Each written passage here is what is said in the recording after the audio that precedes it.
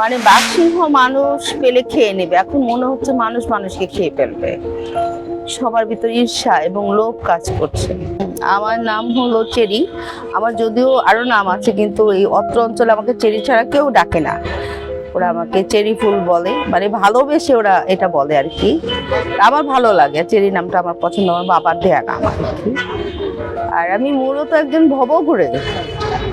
আমার ঘুরে দেখতে ভালো লাগে, আমি প্রকৃতি অনেক ভালোবাসি। মানুষের পাশাপাশি প্রাণীকুল এবং প্রকৃতি খুব ভালোবাসি, এবং এই ভালোবাসার জন্য আমি বারবার শাহবাগে আসি। আমার মন খারাপ হলে আমি শাহবাগ চলে আসি। আমি যেরকম দিনে ঘুরে বেড়াই, আমি মাঝে মাঝে রাতেও ঘুরে বেড়াই, হাঁটতে থাকি নন স্টপ। অনেকের সাথে কথা হয়, মানুষের জীবন দেখি, মানুষ কিভাবে রাস্তায় থাকে, দিন পার করে, রাত পার করে। এই জীবনগুলো আমার খুব ভালো মতো দেখা, মানুষের কষ্টগুলো, বিশেষ করে কষ্টের জায়গাগুলো আমি খুব ভালো উপলব্ধি করতে পারি, কারণ আমার চোখে দেখা। মানুষ হয়তো টিভির পর্দায় অনেক কিছু দেখে মানুষের জীবন, না আমি আসলে বাস্তবিক দেখি, নিজের চোখে দেখি। আমি যাদের জন্য কিছু করতে পারি না, এটা আমার দুর্ভাগ্য, আমার দুঃখ, কিন্তু আমি মনে অনেক কষ্ট পাই তাদের জন্য, যে আমি কিছু করতে পারছি না। আসলে সমাজের বিত্তবান লোকরা এগিয়ে আসলে অনেক সমস্যার সমাধান হতে পারে। এই মানুষগুলোর কাজের সংস্থান, সুন্দর একটা জীবন, অন্তত দুবেলা দুটো খেতে পারে মতো এরকম ব্যবস্থা করে দেওয়া যায় অনায়াসে। কিন্তু আসলে তারা এগিয়ে আসছে না, কিন্তু আমার মতো অসহায় মানুষরাই তাদের জন্য কষ্ট পায়। আর কি বলবো, যে সব বদলে যাচ্ছে, স্থিতিশীল হচ্ছে না। মানে বাঘসিংহ মানুষ পেলে খেয়ে নেবে, এখন মনে হচ্ছে মানুষ মানুষকে খেয়ে ফেলবে। সবার ভিতরে ঈর্ষা এবং লোভ কাজ করছে। কিন্তু যারা নিপীড়িত, তাদের কোনো লোভ নেই, ঈর্ষা নেই, তারা চায় একটু কাজ, দুমুঠো খেতে, তারা কোনো রকম একটু বেঁচে থাকতে চায়। সেই সুযোগটা আমরা তাদেরকে দিচ্ছি না। আমার আসলে সমাজের বিত্তবান সুশীল সমাজের কাছে আবেদন, অনুরোধ, তারা যেন এগিয়ে আসে, তাদের পাশে দাঁড়ায়, তারা যেন একটু ভালো থাকে। সমাজ ভালো থাকলে, খুশি থাকলে আমিও খুশি, সৃষ্টিকর্তা নিজেই খুশি, কারণ তাদের মুখে হাসি দেখতে পাচ্ছি। তো এগিয়ে আসুন, সবাই এগিয়ে আসুন। আর বর্তমান যে পরিস্থিতি, এটা খুব ভঙ্গুর অবস্থায় আছে, এটাকে প্লাস্টার করতে হবে, আবার নতুন করে সোজা করে দাঁড় করাতে হবে। হচ্ছে না, যেটা আশা করেছিলাম তা হচ্ছে না, হয়তোবা হবে, সময়ের ব্যাপার। কিন্তু এতটা বিড়ম্বনার শিকার আমরা হচ্ছি, আমরা ভয়ে রাস্তায় চলতে পারছি না সঠিকভাবে।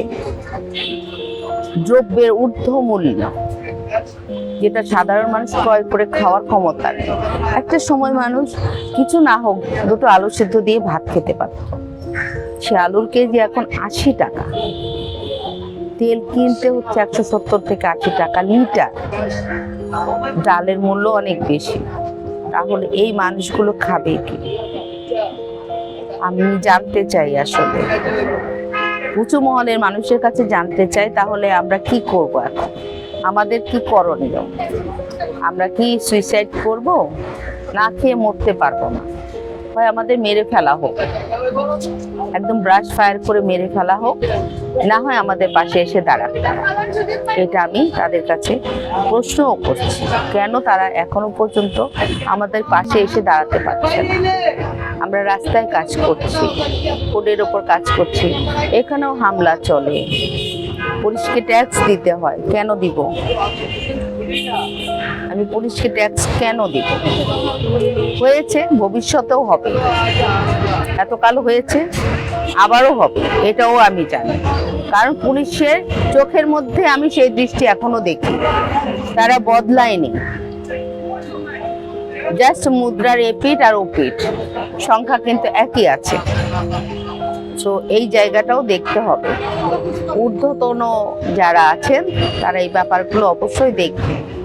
আশা করি বদলে যাবে, সবাই মিলে দাঁড়ালে বদলানো সম্ভব। কিন্তু আমরা যদি এক একজন এক এক মতের হই, তাহলে কিছুই বদলাবে না।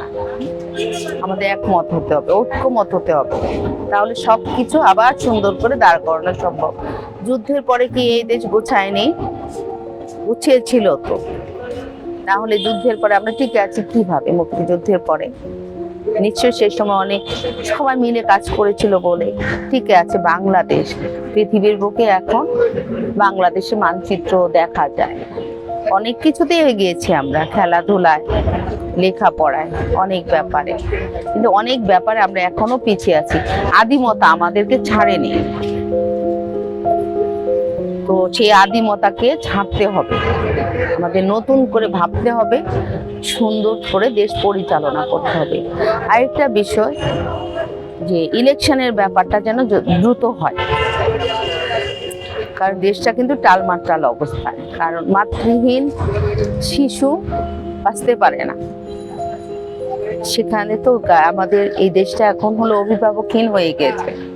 তো যত তাড়াতাড়ি সম্ভব যেন ইলেকশনটা দেওয়া হয়, তাহলে স্থিতিশীল অবস্থা ফিরে আসবে দেশ।